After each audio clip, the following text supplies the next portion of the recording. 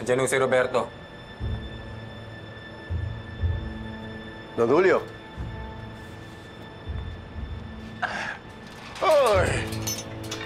Magsinuswerte ka nga naman, Vice Mayor. Ano ba paglilingkod ko sa inyo? Kamusta na kayo, Don Julio? Alam kong hindi ganitong klaseng kalakihan niyo sa buhay, yung buhay preso. Bueno, pwede na rin. Pero Vice Mayor, palagay ko, mas magugustuhan mo dito. Hindi ka mauubusan ng lalaki. Lalo na ikaw, kutis mo yaman. Pagkigigilang ka nila. Don Julio, hindi ako narito para makipaglokohan sa'yo. Narito ako para bigyan ka ng huling pagkakataon. Marami akong connect na matataas na lugar at kayang ibasura yung kaso ninyo.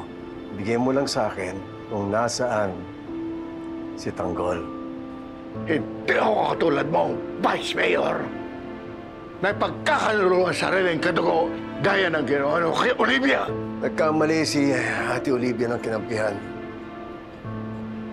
At nagkamali kayo, Don Julio, ng kinalaban. Kayo ang nagkamali.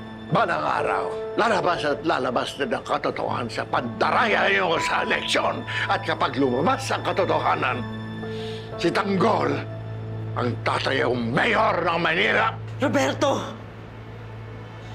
Pwede ba itigil niyo na to? Alam mo, walang kasalanan si Tanggol. Marites, anong walang kasalanan? Lahat ng ebidensya nagtuturo na si Tanggol ay isang kriminal. Sana hindi mo nakakalimutan na kadugo mo si Tanggol. Binoto ako ng mga tao para sugpuin ang kriminalidad dito sa ating lungsod. At isa na doon, si Tanggol. Mas makakabuti sa kanya kung harapin na lang niya ang kanyang krimen at hayaan natin ang batas na maghusga. Marites, tungkulin ko lang to. I'm sorry. I hope you understand.